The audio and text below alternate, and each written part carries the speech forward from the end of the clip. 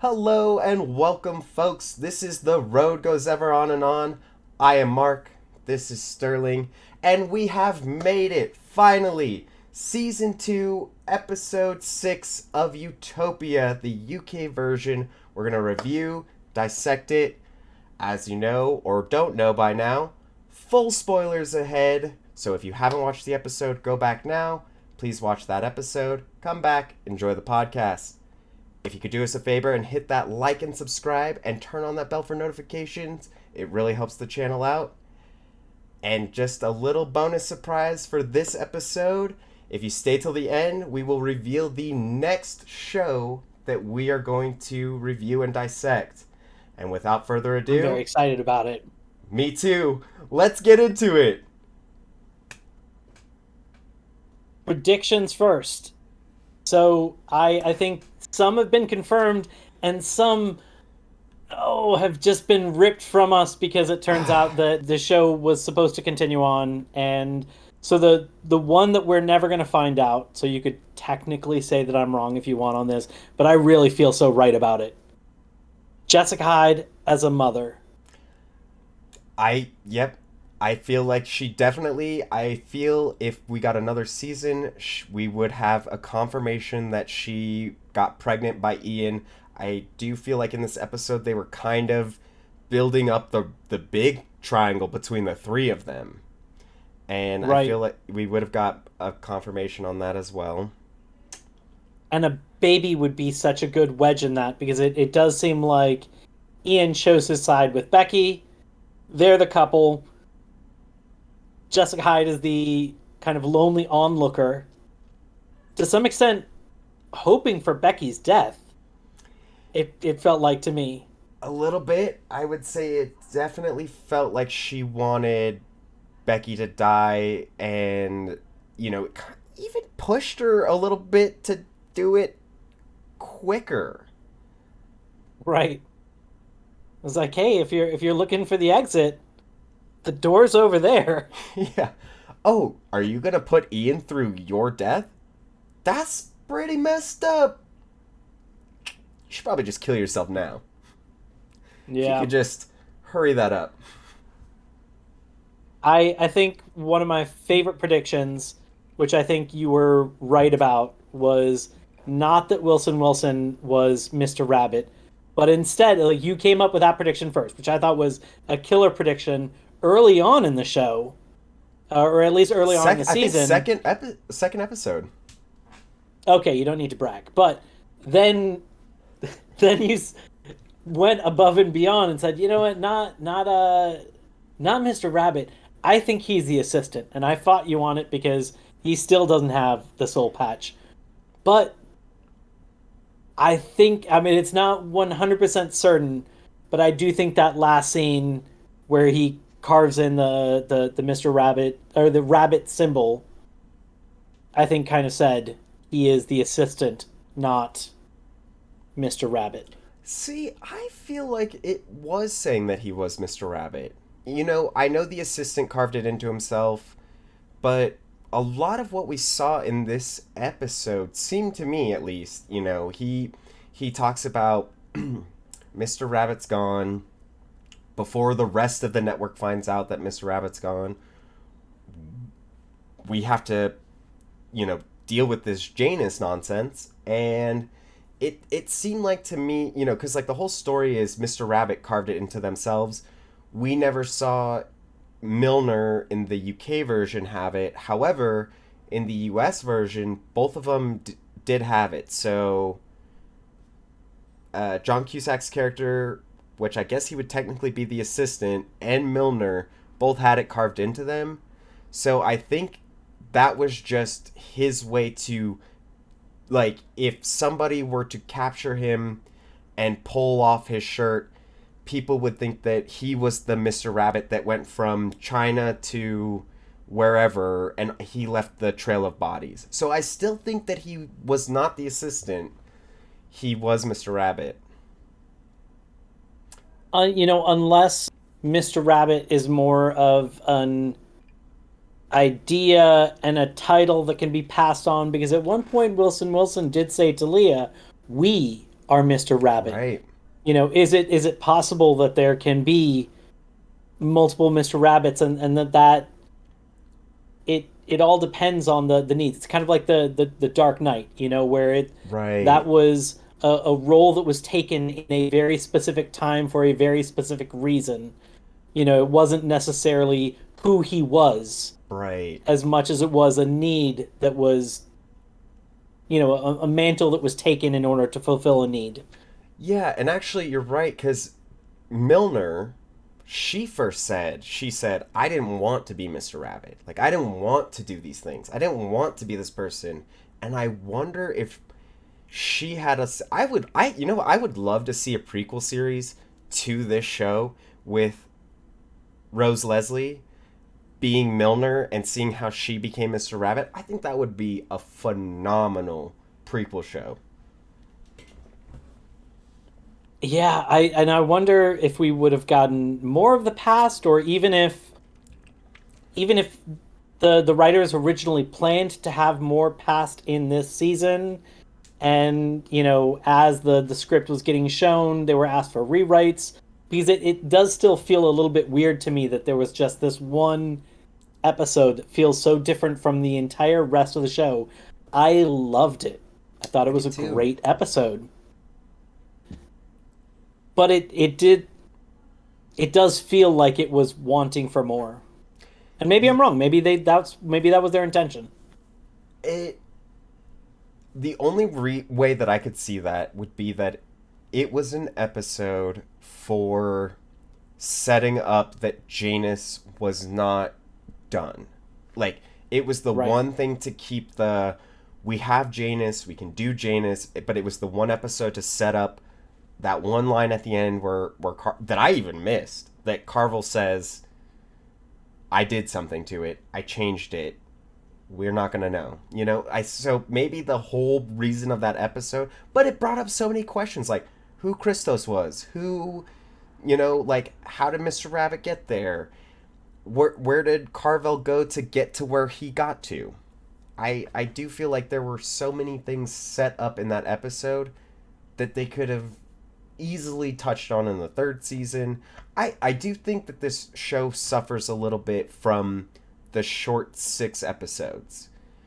I'm usually not a fan of like a full 13 episodes. I think that can have a lot of filler, a lot of fluff.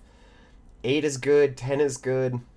You just have 2 extra episodes, kind of like the first season of the US did, and I think a show can really thrive. Like, if this show is 8 episodes long and had 2 more episodes in the past, I would have loved it. Absolutely. Do we have any other predictions?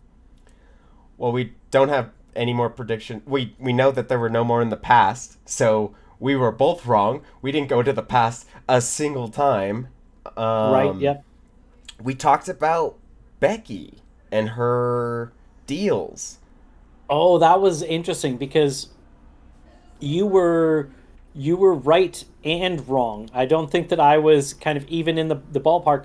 You were saying that you thought it was a fit, and I was saying maybe it's just um, that she was feeling bad about things she had done, and it turns out that it was closer to a fit. She was thinking it was a fit, but it turns out it was the drugs. That was and it was very clever, the timing of it. They would show that she would take the pill beforehand. She would start to feel the we now find out it's withdrawal. Right. And so she would feel what she thought was a fit coming on. She would take the drugs, and then over time starts to have hallucinations, and then attributes that to fits. I thought that was really smart how they made it seem like something different from what it was, but also gave you the clues of every time it happens, there's a pill taken right Right. beforehand. So you can connect the dots and say maybe it's actually the pill that happens every time beforehand. Yeah, I mean, I had seen the pill in the last episode. I don't remember at the time when she saw the blood on her hands. I just don't remember. But I did think it was a very clever way, like this whole time I feel like she's dying from deals. And then we even find out that she has the genetic marker, but it has not been activated. Like, she's never once had deals. And how fucked up that Donaldson, that whole time, was manipulating her with an opiate. Like, that's, like, even more crazy of a situation. Like, I thought Becky was kind of a not great character. I thought she was not nice. I thought she had secret intentions. And then you kind of feel bad for her because she was just being manipulated by Donaldson that whole time. Right? It turns out that she has this tragic reason for all the things that she's done. Anytime she's been nasty, betrayed the group, it really does make you feel even more for her. God, it really does. And you know what? I had another prediction. Marius was going to be a member of the group. He was. He was a recurring character. After we saw him in every episode after. Recurring character. Marius, my man. That's the drugs. Fine, give me more. I'll take more drugs so I can see Marius more. Actually, similar to that, I thought we were destined to see Paul back because he in Doctor Who was the master, and we did see him back only to get murdered. But I was like, oh, there he is. Oh, but you were kind of Paul. right. You were right. So your prediction, let's go back and say exactly what your prediction was. Paul at the mall was going to help them figure out and capture Terrence. And guess what? They did. They went, they saw Paul at the mall not doing his thing, so they realized that it was not him. Paul at the mall helped. I'm sticking to it. Your theory was right. Okay. I want to talk about groups of three. These groups of three that I saw. Okay. There were, early on, it did change with Dugdale, Grant, and Alice, and we'll get to that, but there were three groups of three. Okay? There was Ian, Becky, Wilson. There was, even though Carvel didn't really talk to Arby, but there's still a three, so there's Jessica Hyde, Carvel, and Arby. And then there was Grant, Alice, and Dugdale right off the rip. We did see Jen replace Dugdale at a point. Now, the reason I want to talk about this is because we had talked about saviors, right? We had talked about Jessica Hyde being this savior type. If we look at Carvel, Arby, and Jessica Hyde as a group of three, you could make the argument that this show is trying to say the Father, the Son, and the Holy Ghost. Carvel's the Father, Arby's the Son, and Jessica Hyde's the Holy Ghost. They could never find her. She was always hidden. She was always off the radar. Just a ghost. I think that it was cemented that this was a divine trio with Arby's death, right? We talked about, is Arby going to live? Is he going to die? As a religious standpoint, the Son, Jesus, died and was resurrected. I feel like what happened with Arby, he was looking like he wasn't going to come out of this, and he was maybe dead for a day, maybe 3 days. Who knows? I don't know. But when he woke up at the end, it solidified to me that he was the Jesus type figure. And I think if there was a season 3, we would have seen him being more Jesus. It's interesting. So I can definitely see that in certain situations. I think what I kind of thought of with those groups of three groupings was that it allows for interesting interactions between the characters, because if you've got strong connections from, if you think of like a V, where there is, a connection, a dot at the bottom connected strongly to both of the the dots on top, then and then kind of a gap missing on the top, so it's not quite a triangle. I think that you have, two people that are connected to one person, so that brings them together, that they otherwise wouldn't be together, that may at times have conflict with each other. And so it allows for these moments of tension and these moments of connection. Sometimes they are brought together by their mutual friendship, but then sometimes there is that kind of tension of that, so I think that there is, it just kind of allows for those, and I do think that the points on those sometimes shift, where the lines are strongest and where that tension comes in. So if you think about the grouping of Ian, Becky, and Jessica Hyde, at one point, because Becky was pulling away from the two of them because she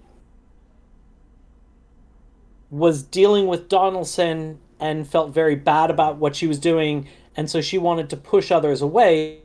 Those two were trying to come to her. She was kind of pushing away from them, and so those two came closer to each other because of it. But then Ian finds out about what Becky has dealt with, and so he kind of, and then Jessica Hyde is kind of being weirdly clingy, and so he moves away from her and kind of back towards Becky. Back to And so I think Becky. it allows for these kind of like interesting three-way relationships where there's a combination of camaraderie and tension at points. So that was kind of my thinking on that. Yeah, and now that you mention it, like when we talked about, there was Becky, Ian, Wilson, which to me, when they were trying to figure out this problem, it felt very much like the first season, which was cool. But now, you know, Wilson says it to Becky. He was like, "Yeah, we used to be pretty close, Becky and I, because there was the scene where Jessica Hyde and Ian go off. Wilson and Becky got close, and then at this time they're all together, and Becky's basically like, "Get away from me. You suck. Like I don't want to be your friend anymore, Wilson. You are a terrible person." Yeah, I think that was an interesting situation where we kind of had we've seen that as closer to a triangle, and then we've seen that shape kind of change. I think Wilson moved away. He tried to come back, and he tried to make connections with either side to kind of turn it into a V. Again of so like there is definitely a line connecting Ian and Becky, and he tried to connect with Ian at one point. He brings Ian the Coke. He tries to converse with Ian. Ian is weirded out, leaves. He tries to connect with Becky. Becky gets uncomfortable. It's you can see that he's trying to get back into a connection that was there at one point. Do you think that because of their interactions with each other at that moment, like Wilson is trying to do the right thing, he's trying to fix Janus, he's trying to make it better. Do you think that after he was like trying to correct the mistakes that he had made by bringing in that Coke, by trying to mend the bridge with Becky, and their rejections of him, do you think that is what pushed him more to Mr. Rabbit? I don't know if that's what pushed him towards it as much as I think that similar to season one, where he was struggling with the idea of what if this group is right. I think in season two, he was struggling with this idea of am I a different person? I did actually take actions that people can look at and objectively say are evil. I can look at them and justify them as being part of the greater good, but he's just like in season one where he asked Ian, well, what if we're wrong? What if they're right? He actually asks Ian that in the Right. the van, I think. And then I think we're seeing that again this season where he asks Ian, what would you have done if I'd killed Paul. Right. Because I think what he's basically trying to ask is, by the way, I killed your brother. Is there any coming back from that? I want to hear your opinion on that, but I can't actually ask you that question. So I'm instead going to ask this kind of hypothetical, you know? Well, So it's and did almost like he's saying, like, I'm asking for a friend, but what if somebody killed your brother? Like, could they come back from that? now did he ask about killing Paul? Because it seemed like he was just pulling out the gun to go kill him, and then Becky and Ian were like, "Don't In go a kill him." later scene, Oh, okay, gotcha, gotcha. when he brought, I think when he brought the coke, he asked. It was around that time he asked Ian. He said, you know, what would you have done if I had killed Paul? Gotcha. And And didn't Ian that's say when like, and Ian said, we don't kill people? you can't come. Yeah, you don't kill people. And then he said, think about Milner, think about Grant. You can't come back Right, from that. right, right. So now one of Wilson's friends has told him you can't come back from this. And I think this is what is like in his mind he's figuring out who he is and he's struggling with it like he was struggling with his decisions in the beginning because earlier was just helping a group that was doing some bad to do greater good. And then in this season he personally had to do the bad Right. to do the greater good and now he's struggling with that and I think at the end we finally see him kind of come to that full decision of what this means about who he is and what this has done to him. And I do feel like you do see that kind of the whole episode as he tries to make those connections and tries to see if like do I have a chance? Can I be Right. a person that can connect with other people again? Or am I not Wilson anymore? And I think he even says that. He says, "I'm not the same person I was before. I'm not that person anymore." And that was kind of heartbreaking. He said that to Lee, Yes. which was Yes. also heartbreaking because I liked Lee. I did like Lee too. Spoiler alert, Lee bit the dust. He which well, I feel like Wilson killing Lee has a lot to do with the overall theme that we'll get into later of this, but I want to talk about Jessica Hyde. Do Oh you yeah. think that she wanted Becky dead? I do. I think that she I mean and it might have been one of those things that's only I mean if you want somebody dead it's twisted, but I think it was kind of like, oh, okay, look, she's already dying and she actually wants to pass sooner on her own terms instead of going this really painful way. What if we can just and she's in the way of our relationship. What if Right.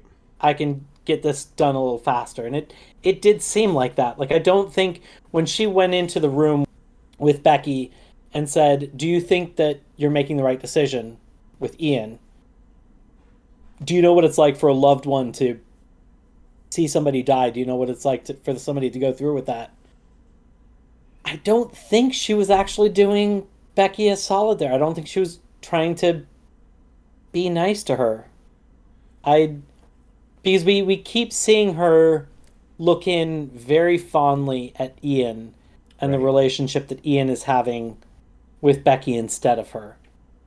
And you know, instead of saying, okay, there's a thing going on here, I'm not going to make sexual advances. She is making advances. Like there's a Right. closet over here, like But hospital closet. That's hot. feel My like girlfriend's over here. dying. Closet right now? You wanna go? At that point, when she hadn't fully accepted the closet, like, or she asked Ian to go into the closet. I don't think that Becky had fully decided that she was going to kill herself, and I do see that like Jessica Hyde made the advance at Ian, and Ian was very much like, "No, it's not you. I chose Becky. Please, like, leave me alone, whatever. And I think that previously we had seen Jessica Hyde be pretty mean to Becky. And I would say that this was like one of the nicer times I did see to Becky. So it does seem like Becky had made up her mind that she was going to kill herself. And in my eyes, Jessica Hyde I don't necessarily know if she wants her dead, but she did seem like she was saying, like, look, this is already going to be hard for Ian. This is going to be hard for you. You're dying. Do you want Ian there to watch you die? And how would you feel about that if Ian was there when you died? I think that she did have some good intentions with it. We see her go over to Becky, she kisses her on the head and like apologizes to her, like, sorry this is happening to you. This is kind of not great. I think maybe secretly she was hoping in her head, like, yeah, Becky's gonna die. I'm gonna get with Ian. Woo. And we do see her very mother-like in this episode. We do see her shave Jessica Hyde, or shave Arby. We do see her protect Arby from Lee. Great callback from the last episode where she said, yes, I hate your beard, and then she shaves his beard. I thought it was cute. We see her clean the blood off of Anton in a very motherly way. So maybe I shouldn't say motherly, because I'm trying to get everybody else to agree with me that I'm correct, that they wanted her to be a mother at some point. But to me, these do seem... Yeah, I feel like if they did go a third season, we would have had a payoff of her being a mother. We saw her with Grant being very mother-like. We saw her looking at the children being very much like, I want to be a mother. The idea with Ian and how that she would be infertile because she had Janus, but turns out she still would be because she's Roma. I do think that there would have been payoff, if not the next season, the season after. Like, maybe the next season she would have been pregnant and trying to figure out how to stop Janus. But I do think that they were setting her up to be very mother-like in this episode. Which is a little confusing because I feel like most of this season she was acting like the crazy Jessica Hyde. Like the really, really crazy. And then towards the last 2 episodes, she did have that very mothery-like instinct.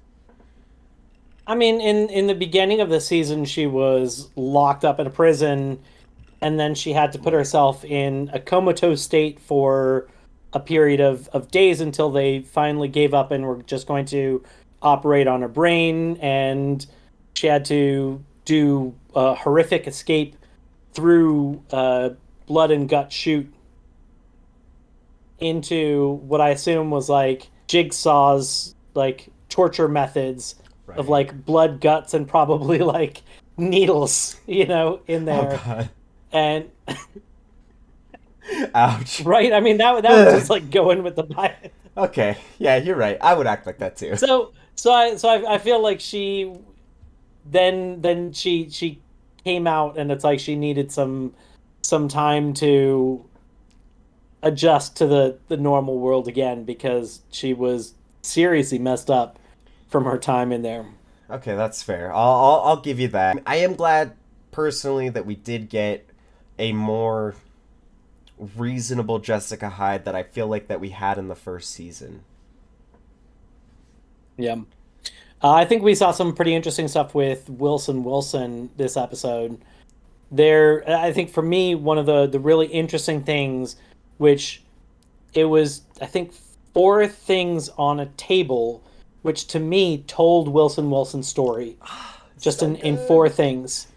So when he's etching Mr. Rabbit into him, there is a table next to him, and on the table there are 4 things. There is a picture of his dad and him when he was a kid. At least I assume that's who it was. That's what I thought it was too. Because, I mean, it looked exactly like him. I don't remember the picture, but I assume as a child it was like him with a beard. Right. and the spoon. Right. There was the nice, and Nice. by nice I mean rock, Right. the rock nice, not very nice. Very And nice. then there was a book open that had the symbol for rabbit in, I don't remember the language. And so I feel like this is his transition from who he was as Wilson Wilson, with his dad who raised him, to the horror he went through with the spoon, which I think kind of opened his world to these ideas, to Milner coming in. I think she's represented by the nice, Yep. and her forcing him to confront the issues he has with what they're doing in a hard way. By finally making him see the spoon, making Right. him do some of the killings himself. Kind of bringing him in and then kind of forcing him into this position. And then finally the last step is him making the choice. Right. That is something that nobody else made him do. Right. And it was a horrific thing, not too dissimilar from the eye torture. Yeah. Yeah, actually. Yeah, and you know what? Each one of those things can be represented by a person in Wilson's life as well, like you were saying, that pushed him. So the first one is his dad, the second one is Lee, the third one is Milner, and then the final one is himself. So each Himself. one of those represents something different for Wilson's journey of Mr. Rabbit. I do feel like he had such a very like from beginning to where he ended, like the regardless if we didn't get a third season or not, the two seasons I feel like told a beautiful character story of Wilson. I think that his character arc from beginning being this recluse bunker of being afraid of the organization that's running the world to being the leader of the organization that's running the world. I thought that was very tastefully done. There was multiple times he tried to get out of it. There was multiple times he tried to get that reassurance from like Ian the first time in season 1. Ian again trying to be like, can we be different? And still falling back into that pattern of being Mr. Rabbit. I think they did a great job with it, and I feel like it was a believable journey. We could see him struggle with the weight of such terrible decisions, and we saw the impact it had on him, and the fact that he continued to go on with that, and then the impact that continuing to go on had. I did think that he had this really great line in this episode about when he was talking to Ian about how Milner viewed killing and how he viewed killing. And I think it has such a crazy juxtaposition to how Arby feels about killing. So Arby talks about killing as it's like a necessity. I have to unscrew the water bottle, I got to drink the water. That's something in my way. That's what it is. That's what killing is to me. And the way that he described how Milner viewed it and how I believe he views it too is that every time he did it, it was like bleeding. It was like he was bleeding himself every kill he did. And I thought it was very interesting that they were both liquids. One is drinking a liquid and one is a liquid coming out of you. And it kind of tells about the burden that he is carrying. Like he realizes that every time he does this, like a piece of him dies inside. I thought it was a great line. Yeah, and you see that when he's talking to Dugdale at the end, and he says Oh, that too many people are going to die because of Milner, right, and that amount of death was unacceptable. right, And it sounds like he's saying Milner's wrong. We shouldn't be doing this. And then it turns out that you see that he's talking about a course correction, not a let's bring this whole thing down. And he says, but something like some death is okay, Right. and he's calculated a better plan that involves like what's the minimal amount of death that we can do. So he's smart, and he really Oh is a cat. We've yeah. seen him be smart many, many times, and he really does feel this. He definitely did, and yeah, I think overall his plan does seem smarter than Milner's plan. A better strategy, if you will. Better strategy. Yeah, in the end, it comes down to the same thing. He just has to do less kind of murdering in order to get the plan done. But in the end, he is okay with that. I did like that the spoon, when he kills Lee, he looks at that spoon one more time, and I feel like that was the moment where he was like, yeah, I am Mr. Rabbit. Say Milner wasn't even the first Mr. Rabbit, and there was a story of Mr. Rabbit, getting carved into him, the symbol. That spoon is like that story of the carving. That spoon is the story of him losing a piece of him, losing the flesh, and be like making that leap into being Mr. Rabbit. Previously, his dad molded him into who he was before he interacted with Lee. Lee was a hard lesson about what was to come and a terrible experience to help him understand how important this terrible decision was. Milner really made him face the decisions personally and kind of do these acts himself Right. to kind of prove it.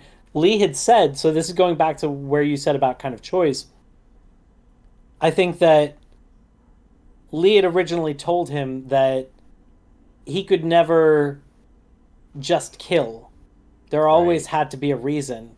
And I think that this might finally be a Wilson who can make a choice, So I think he chose to be either Mr. Rabbit or the assistant. We will never exactly know, but kind of take that label and to choose to enact revenge. Right. Lee said it was against his nature, and he's saying, I'm I'm not the same person anymore.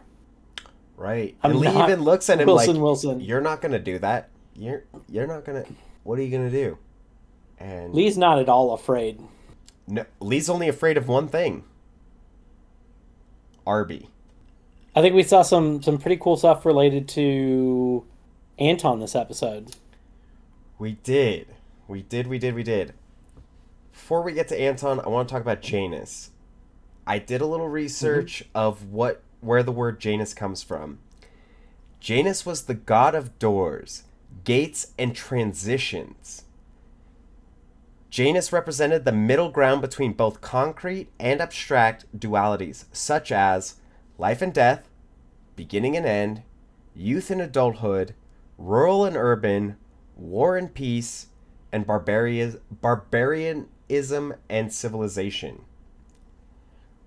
I feel like that is the perfect name for this thing that they're going to put into the population. It was going to cause life and death. Like there was going to be some people that were fertile, some people that were going to die. It was the beginning of the end of civilization as we knew it. It I just thought it was great. It was very well done. Absolutely. Yeah. I think, Donaldson pointed this out in late in last season, I think, saying that, if people can't produce anymore and the population is aging and there's nobody to support them, that society's going to collapse. And so I think that Janus was going to bring about not a complete end, but I think a lot of society would have Oh yeah. crumbled. I think a lot of people would have died not having the infrastructure of young people to support them as they got old. Oh And so yeah. I think it would have brought about a lot of death, but then in doing that, and the population being greatly culled, then having the ability to have the resources to support what is remaining, I think that that would have caused life to proliferate. Yeah. Yeah. So No. I think it's a brilliant name. They did mention that it was named after the god. They did mention it was like the two-faced god, which is That why I think was we see that. well, the two-faced god was the other one I thought. The other goddess god that they were looking for. Or was it I Janus thought as it well? was I thought it was Janus, but they didn't go into any of those details about, about it being life and death and like a beginning and an end. Like that is much better picture than just a two-headed god.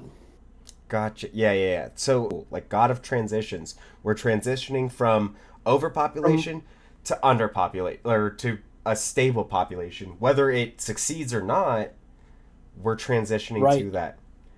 It's definitely a transition from one era to another. Oh yeah. Oh yeah. Even if humanity didn't make it, it would definitely be a transition. Oh yeah. That's The good.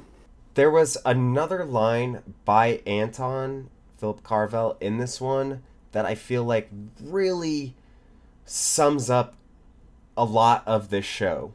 He says there are bad people in this world, people that need to control others. And that was in relation to Donaldson controlling Becky, giving her the opiate and not the Thoraxin that was killing or curing her deals. And that's what Milner was. Milner was a person that felt like she needed to control people, whether it was the assistant or Carvel or Jeff? Jeff or Janus. Wilson had the same thought process of he was trying to control people. Lee tried to control people. Jeff tried to control Dugdale.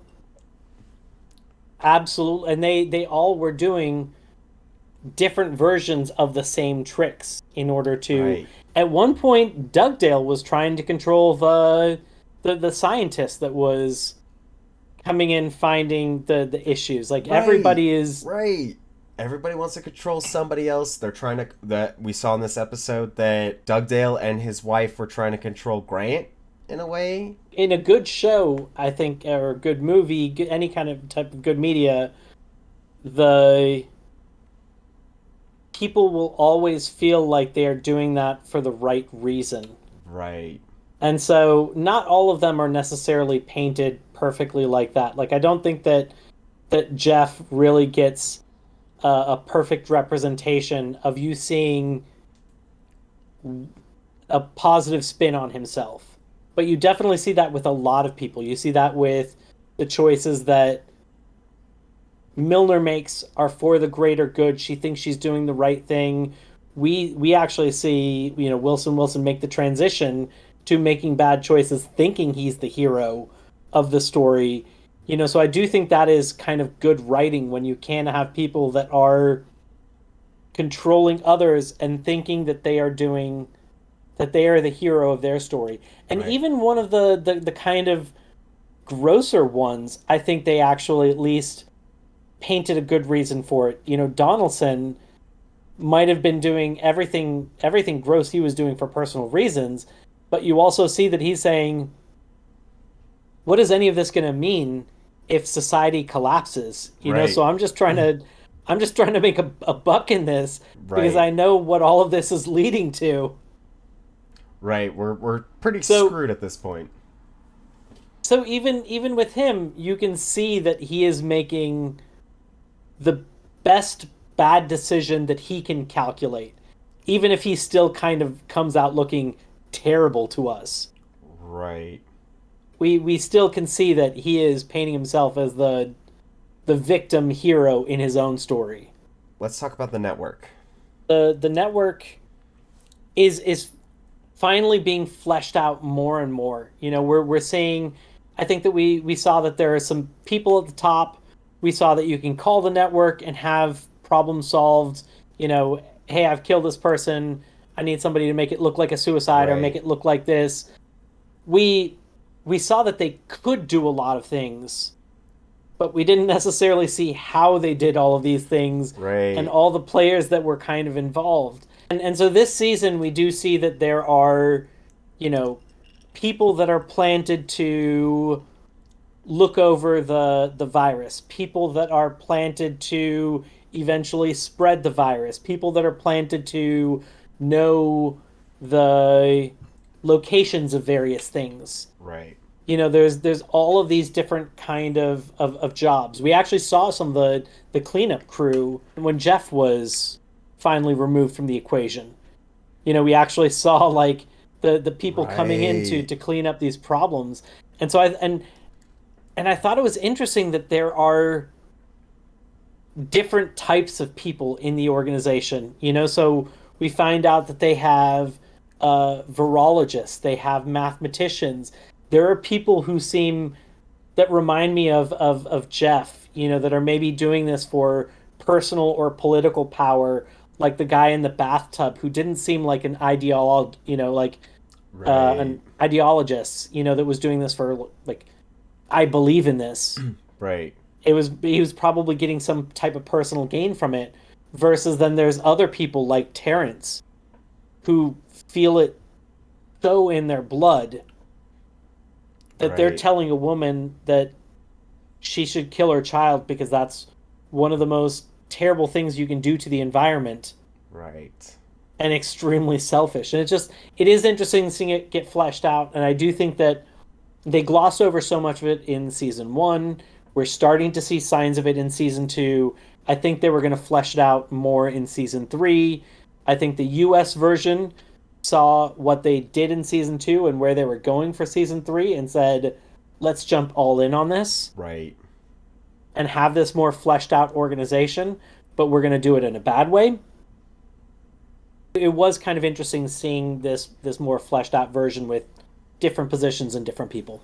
Just like the fish guy, when Terrence came to question him, the fish guy was like, "I have a Medal of Honor." Like he was some decorated war hero, and he was just stuck being some fish guy, and he did not want to be a fish guy. He wants to go home to his wife, figure out that nonsense, and he's just like, "I'm like a decorated hero, and I'm stuck here slinging fish." Like, it does seem that a lot of people in the network and the guy that had the last location that had trained Terrence and whatnot, he even was like, yeah, I want out. I don't like, I'm gonna die. I want no part of this.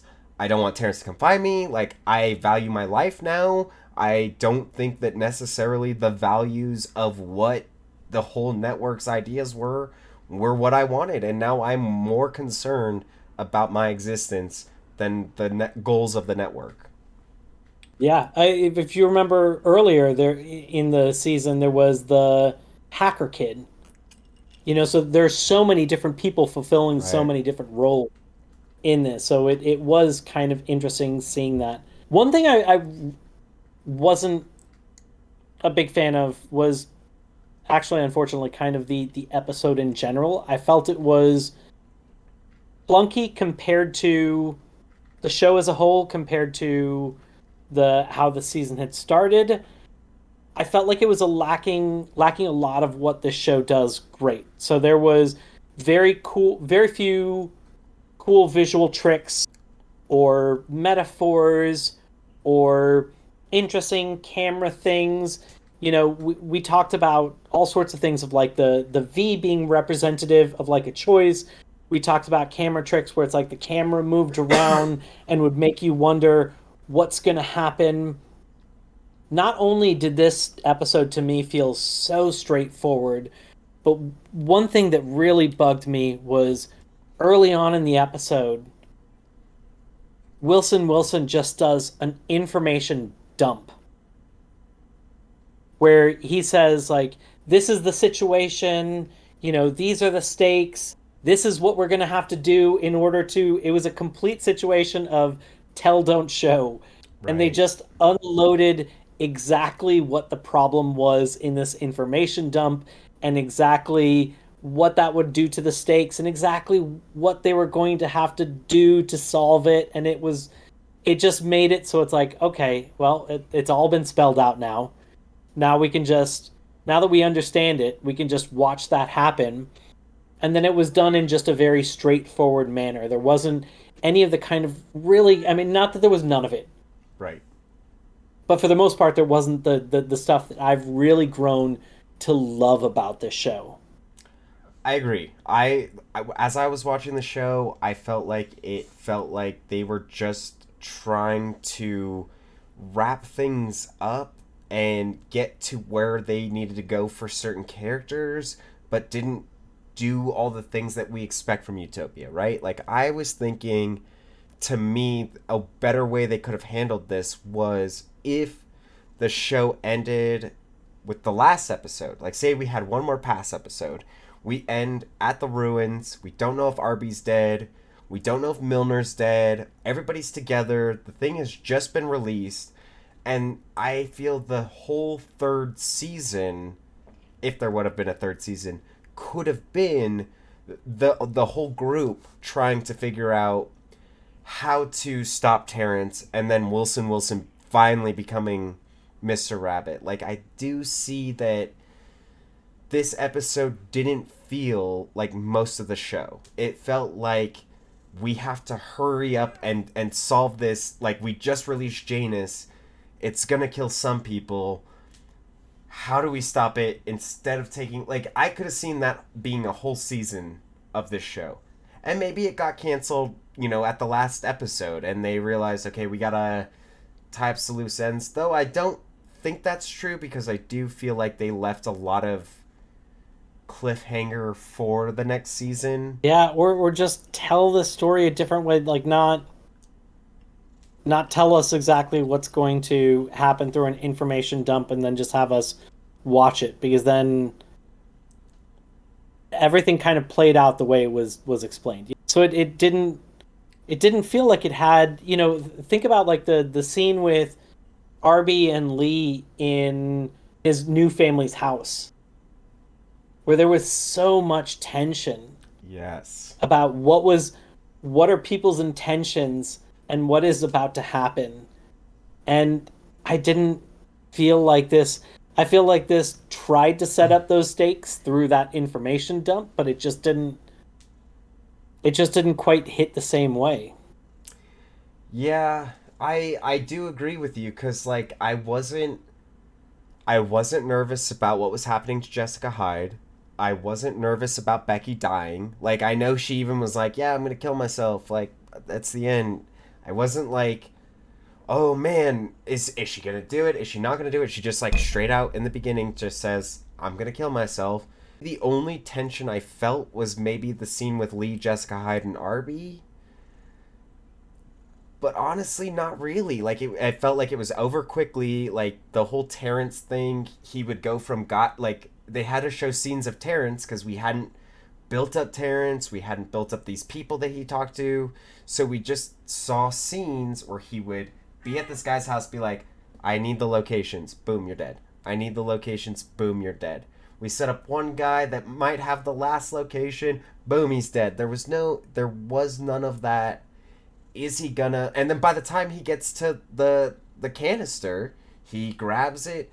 He's ready to go off with it, and it's boom. Jessica Hyde's right there. Boom, we're gonna stop it. Boom, it's gonna end. Like, there wasn't a lot of tension in this episode.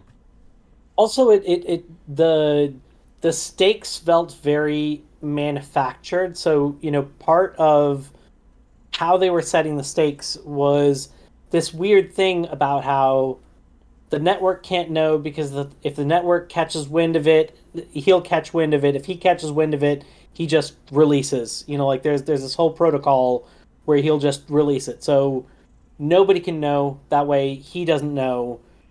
So of course it has to stay with the group. Right. But Leah's also helping Leah's helping, and Leah's helping in a way that I feel like would have brought attention from the network. Like, she Right. gets two of them into a prison to see somebody. She brings in so many boxes of paperwork. Like, right, you have to sign that out. She's carrying that through Right. the network offices. So it was very manufactured of this like, ooh, we can't. I know I've got lots of resources with like MI5 or the network or whatever, but we can't actually use those. But also, we are going to use some of my resources. So it's like it's when it's Right. convenient. I did have a problem with Leah in general in this episode and her motives because it didn't seem like all of a sudden, like, she's part of this network that's willing to do all this heinous shit and kill people, and then now she's like, oh, extra people are gonna die. Maybe it's a selfish thing because she's not Roma and she doesn't want to get Russian flu and die, but I just, to me, it didn't seem like I understand Wilson helping the group out. I don't know if I understand her helping the group out. Like I it that was a little bit of a disconnect for me. I don't feel like we even needed her except the couple ways to get in. But again, how is she pulling those strings? Like she's just a financier. Like she's not really the connections Oh, of right. So yeah, she's not actually an MI5, right? That no. was Milner. Milner was the So MI5. so how is she getting them into the police? So I she would have had to it use the network, and the network would have known and then alerted Terrence. right. Yeah, I like it. So it felt very manufactured. Like we we want it to be this crazy mystery of the group has to handle this by themselves, and they have to find out where somebody is, but they also don't know who that person is, and they also don't know where that person is going. So it's like, well, how do you even do that? And then you see them do it, and it's this, you know, amazing series of events to get through there, but it doesn't quite make sense how they manufactured that. So it just felt kind of forced. Yeah, definitely agree on that. I want to talk about the overall theme of the season. Hold on to your butts. This is a Is that the controversial. theme? No, it's a controversial take. What I'm about to say. Our last 2 episodes ago, our our thumbnail was about the cycle. This will the cycle continue? And I think the overall theme is breaking the cycle.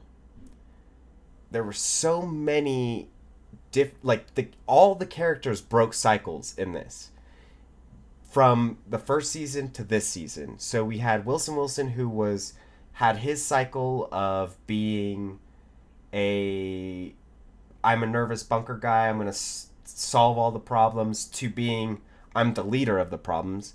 And I feel like it was very much demonstrated when he killed Lee. So we saw how he wouldn't kill Lee earlier because he wouldn't just kill one guy. Then he killed Lee. That was him breaking the cycle. We saw Ian, who was talking to Wilson about killing somebody, saying, you can't come back from killing somebody. And we see Ian eventually be the one to kill Terrence. That was the first time Ian killed somebody. There were a ton. We saw Grant, who was a dickhead all season. He was mean. He was arrogant. He was, my life's screwed. I'm going to do whatever I want. He broke the cycle of, I'm going to be a respectable kid and do the things that I need to do. I feel like we saw Dugdale break a cycle. Dugdale was a little bitch in the first season who was Jeff's whipping boy. And then Jeff comes crying to him, and Dugdale beats the crap out of him. That was one of the best scenes. By the way, he beats the crap out of him. That's breaking a cycle. Arby as a whole was part of the organization. He was a killer. He showed his lifetime had never showed any empathy, barely cried when he killed the kids at the school, and now he shows empathy by getting a third passport for Jessica Hyde. I would argue that those are more of character arcs versus I still think that we've seen cycles where people that people take on mantles so that this cycle can continue. So I think that one person doing something different from what you would think is kind of a certain version of growth. Hmm. That may not always be good growth, but it's not necessarily a cycle because there was nothing before that. Versus you think about the Holocaust happened to a group of people. Somebody was affected by that, and then that person chose to kind of do that to, I mean, maybe it's not as brutal a version, but basically chose to do that to the world again after having it happen to them. So Wilson is, you have Mr. Rabbit said that she didn't choose that. And then she makes a new Mr. Rabbit. And so that cycle continues even after her death. So it doesn't, these cycles allow these ideas to live on past individuals. And I think to a certain extent, I think that Dugdale kind of seems like he might be the new Jeff. Well, Dugdale didn't want to be the new Jeff, but you're right. The cycle is being forced upon him, where he was basically trying. He seemed like he was getting out of it. He was getting new passports. Him and his family were getting out of there, and then He's being told to just say yes. Just do what you're told, yeah, and then you'll be let out. and we're gonna put And cameras in there that's to what Jeff watch you. was. Jeff Right, was Jeff was a man who just did what he was told. And right. Jeff is dead, and that cycle has continued past him. So So it's like people are either rise to that position because there is a natural vacuum, or people are forced into that position, or the horrible thing that happened to them somehow molds them into that horrible thing to happen to others. So, do you think that Ian is completing a cycle, and if so, who is Ian becoming? Or is Ian just a victim of circumstance? I mean, I wonder if Ian is becoming more like Jessica Hyde, where he was Oh, this boring IT person, right. and he's really kind of embraced some of the danger. Yeah. He's at times almost seemed excited about it. He's offered himself to go into the news network in order to infiltrate him. He was ready to. I don't remember when Grant was taken by Arby. He was ready to rush in, no plan. It wasn't. He's not scared for his life anymore. He's not. Let's think this out. He's just ready to jump in. And I don't know at this point if he could just go back to normal life after everything has been. And we Right. already saw him struggle. What would you say? Would you say Jessica Hyde is falling in a cycle? Because I could also see Arby becoming the next Jessica Hyde, and fulfilling that cycle of the person on the outs trying to save humanity. I mean, it. You could potentially argue that Jessica Hyde is showing that any person can regain their humanity. Okay. After everything that Jessica Hyde has been through, we are seeing these signs of her being mother-like, of wanting relationships with other people. When you compare that to her in the beginning, when she was saying no showers, no this, no that, who she was and how unattached she was in the beginning, she seems not necessarily like a general cycle, but kind of showing that regardless of what happens, you possibly could come back. I don't know. That's a stretch. Yeah. Maybe not so much Grant. Grant does seem like he may have broke out a little bit. It does seem like he might have broken because I thought he was going to take on the mantle of Arby, and so I that did would too. continue that cycle of the fatherless child Right. that becomes a murder that's pushed away and becomes a murderer. I thought that was going to be a cycle that was going to continue, and it at least seems like he's broken it, or at least Jen broke it.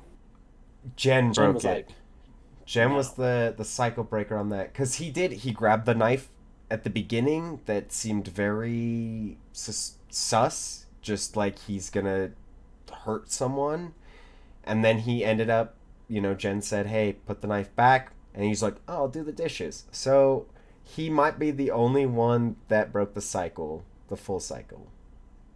I think she gave the sugar first, because she said, "You're, I don't remember if it was like old enough, but like I can't tell you what to do, Right. but don't make my daughter scared." Right. I think that So was at that point, it's like it's appealing to him rather than saying, you know, don't do what you want to do. She's saying, just leave her out of it. Don't be mean to her. She's good, and so it's kind of appealing to his humanity and first kind of saying, I can't tell you what to do. right. And then once she gets that like inch from him, then she takes more, and that's when she ropes him in, and then she's like, and by the way, can you put the knife back where it belongs? Right. Right. Yeah, To I some extent, it's not even saying like you can't play with it. just put it back. It's slowly kind of bringing that in, but first kind of starting with reasoning instead of like don't do that. Don't no. Right. No, you listen to But I do we think that Alice also had a big part in that because Grant had such a bond with Alice. It might not have necessarily been Jen's words. It might have been her saying, "Don't scare Alice." That right. you love Alice, we love Alice, like don't scare Alice. So, okay. Yeah, that is all right. All right. All right. I feel it. So now let's talk about the end of the show. It ended unfortunately. We didn't expect it. Apparently it was canceled. It was canceled. And I think that you have some thoughts around this. So, I did a little research afterwards, and from what my understanding of part of the reason why there was a cancellation of this show was because of how violent some of the content was. So, the UK media regulator Ofcom received 44 complaints about the television series, including complaints about violence, offensive language, and child actors being involved in scenes of adult content. The other 37 of those complaints related to a scene at the beginning of the third episode of season 1 where the shooting took place, and it was a month after Sandy Hook happened. So that caused quite a bit of stir. So that was one part of it. In the second series, the second season, the use of real life events, including the assassination of Ari Neve, prompted criticism of the show by a number of people, including members of the Neve family, basically saying that they didn't want it to suggest that a non real organization killed him and it was this fake organization that killed him. So that was a lot of controversy that was surrounding the show, and I do believe that a lot of that is what got it canceled. I see that. I mean that third episode of the first season stuck out for me as uncomfortable. Yeah. It's pretty It savage. and I don't know, so I could be very wrong on this, but I don't believe that the UK has the same kind of issues with school shootings that we do. They do not. So They do not. I They're didn't not allowed even to have guns. so so I didn't think that I thought that that might have been one of those situations where they just haven't really dealt with it, so it's not really in their kind of world, and so maybe it wouldn't hit the same way. But that scene was definitely It was hard to a little watch. uncomfortable. Yeah. And luckily it's the show has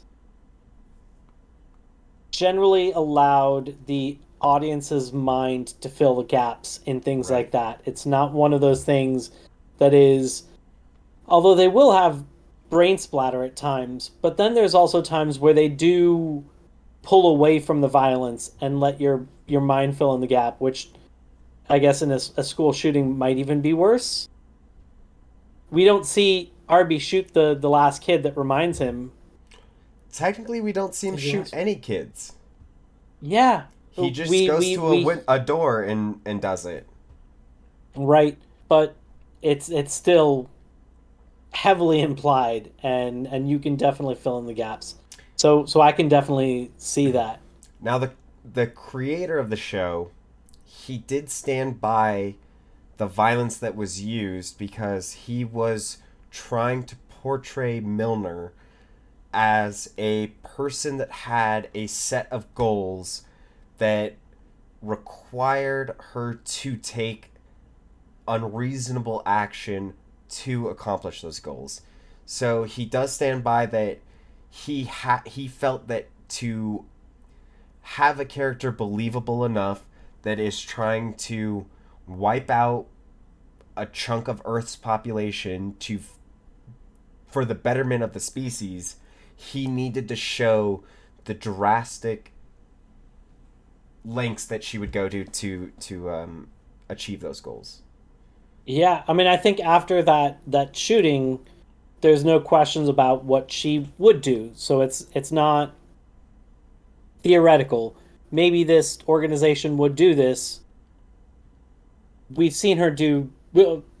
We've seen her issue the command for just Right. about the worst thing you can do.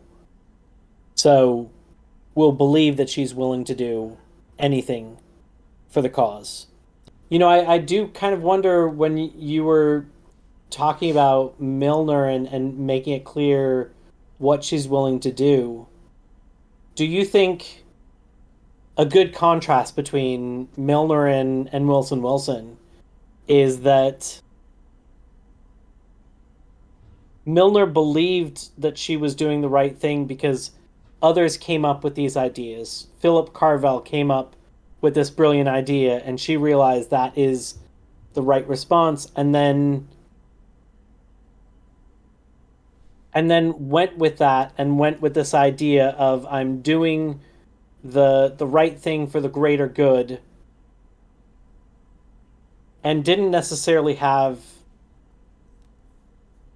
the thoughts, like wasn't necessarily smart enough to figure out a better way to do it, or maybe was even so in love with Carvel or the end goal of the plan that she couldn't even imagine that there might be a better way to do this, because I think what Wilson Wilson is pointing out is that there there's still a terrible way to do it, but at a fraction of the cost.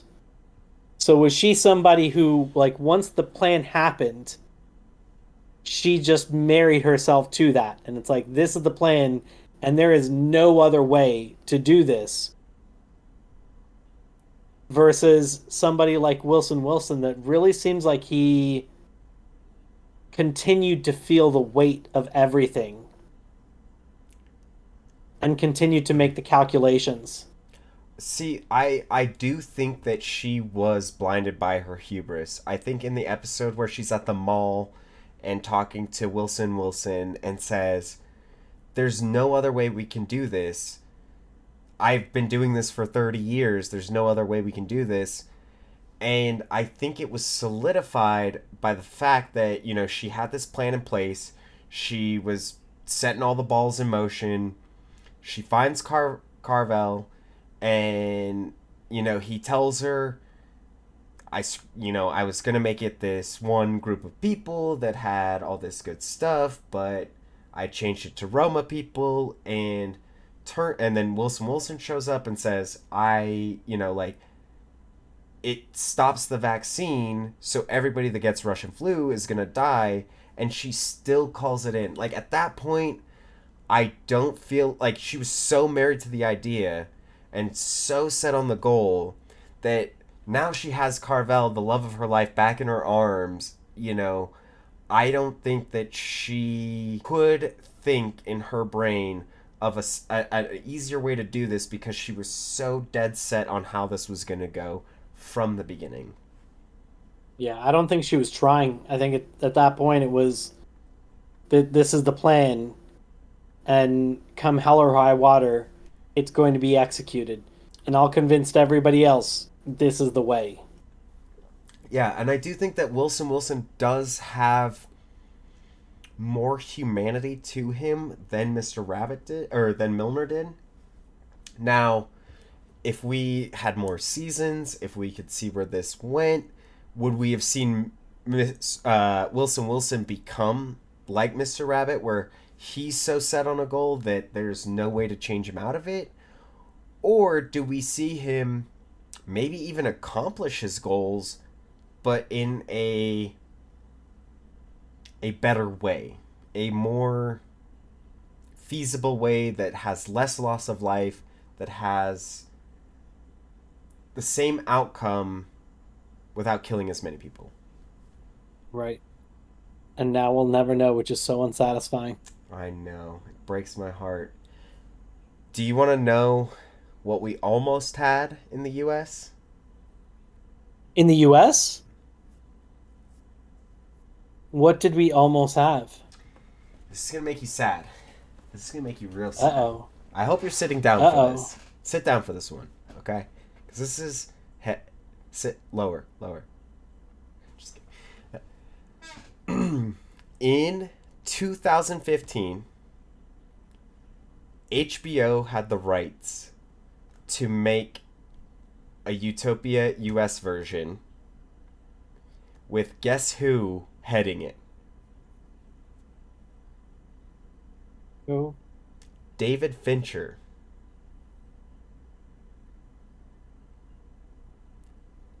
And Rooney Mara, she was the girl with the Dragon Tattoo, the US version. She was going to play Jessica Hyde.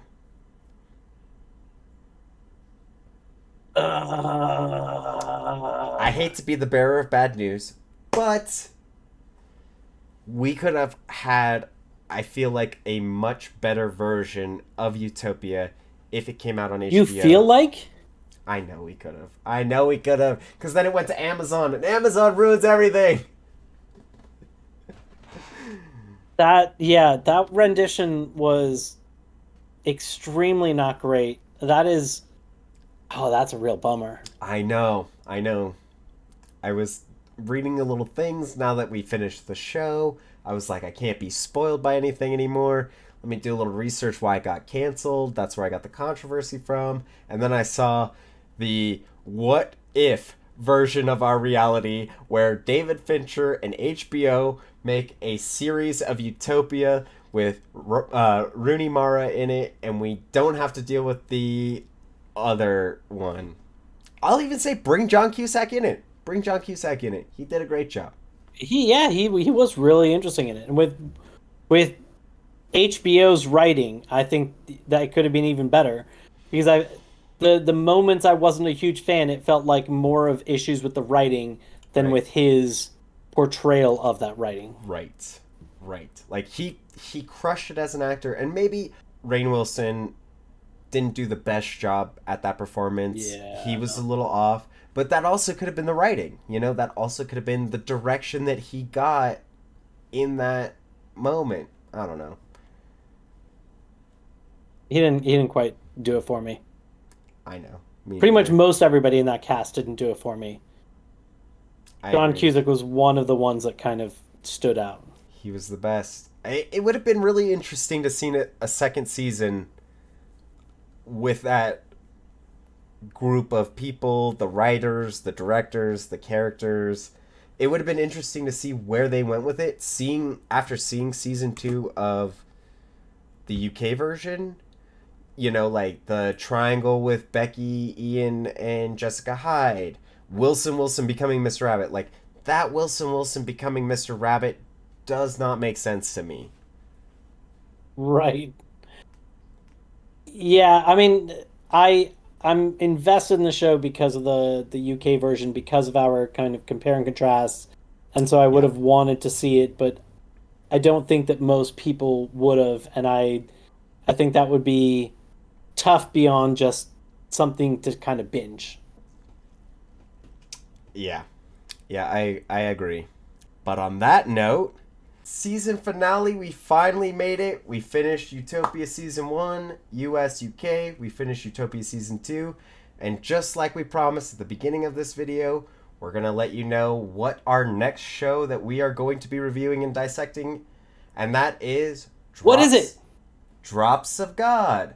Drops of God on Apple TV.